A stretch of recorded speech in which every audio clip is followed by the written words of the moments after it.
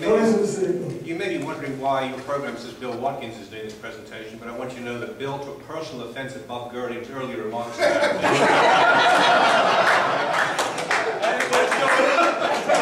That's the reason you got me for 5 minutes, and I'm trying to get you back on track. I'm here to talk a little bit about the Downtown Leadership Council. In fact, I just left a meeting at 6 o'clock of the Downtown Leadership Council. They've been meeting for about the last 6 months. And I thought I'd try and find a slide that was kind of an appropriate introduction into some of the work that they're doing. I know a lot of you travel from places to place, looking at other communities, downtowns, and I think you all realize that, you know, if you don't have a vibrant, healthy downtown, the core of the community, that disease just spreads. So we are very fortunate, I think, in Columbia to have a very, very vibrant downtown. And this was a quotation from Imagine Columbia's Future. We had a downtown citizen topic group that looked at the issue of downtown, and you can read that. Downtown Columbia is a hip and vibrant district with a diversity of easily accessible businesses, residences, attractions, and institutions. It's an exciting gathering place for all types of people. And I think if you've been downtown recently, or you were there a couple of weekends ago for a Great Roots and Blues Festival with 130,000 other of your friends and colleagues, you'll see that that was a definite, accurate representation of what they thought. I want to also mention, I see Nick Peckham here. Nick Peckham is here. He's the chair of the Downtown Leadership Council, so welcome to Nick too. Downtown Leadership Council really grew out of, as I said, the visioning process, the Imagine Columbia's Future visioning process. And basically, the DLC scope of work, as I've outlined for you right there, is to develop and recommend to the City Council proposed boundaries of an expanded downtown development concept plan and study area. Several of you, I'm sure, over the last, well, about 2 years ago, I think about a year and a half ago, Sasaki, a Boston planner, were here in town for several weeks looking at our downtown area.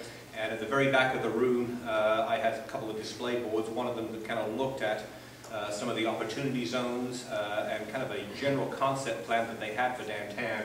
DLC has been basically tasked with taking a look at that very limited area, which is basically south of Broadway to the university, from Providence to College, east to west, and trying to expand that, looking at opportunity sites, underutilized areas in our downtown that could be really put to much better use.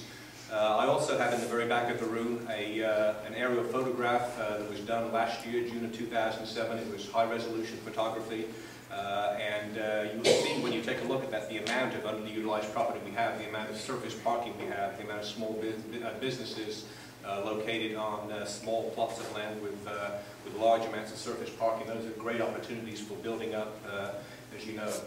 Assessing current assets and additional opportunities within expanding study area, as I said.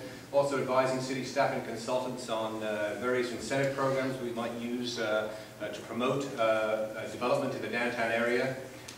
Looking at a strategic plan, again very similar to the concept plan that was provided by Sasaki Associates, and looking at something that we've talked about for a long time, possible development guidelines, architectural standards that might be utilized for any development that occurs in the downtown area.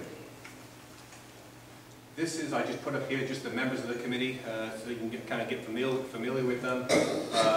Recently, the DLC formed subcommittees. You'll see there's a redevelopment committee that's looking at the expanded boundary in the downtown area. That work is about done. Opportunity Zones Committee, they actually went out into the community, divided the downtown area into about 4 quadrants, walked around with maps and tried to identify various underutilized properties that, as I said, could be put to much better and higher use.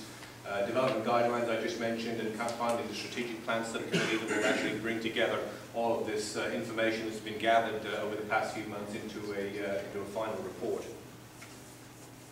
This is kind of the Sasaki plan. I'm sure probably several of you have seen that. As I said, on the very back of the room I have a board that kind of identifies some of the very catalytic projects. You can't probably see that from where you're standing, but there are several catalytic projects in the downtown area that were identified. Some of you are probably familiar with some of those. The Missouri Theater was one of them. At the time the study was done, you can see what that has already been completed.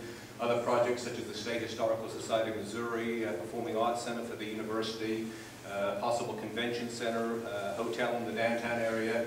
Those are all projects that, as the old saying goes, if you build it, they will come. And hopefully these catalytic projects will be a great stimulus for future development in the downtown area. Last slide, and hopefully we'll be back on track. Just wanted to mention a little bit about financing incentives. We do have now a TIF commission that was appointed by council about 6 weeks ago.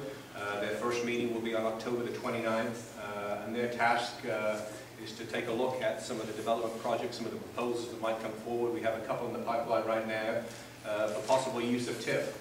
As it says right there, TIF is a tool, as you probably know, to use future gains in taxes to finance the current improvements that will create those gains. These are projects that would not typically happen but for the use of public incentives. And those of you that are familiar with use of incentives in other communities know that it's kind of striking a balance between public benefit, public dollars, and private use, while at the same time trying to ensure a reasonable rate of return or return on investment to the developers. I also have here the members in terms of the committee. You can kind of see we have a very, very capable committee, and they will be meeting next week to kind of get up to speed on TIF policy and what their role will be over the next few months. So that's all I have. Hopefully you're back on. Thanks a lot, Tony. Good job.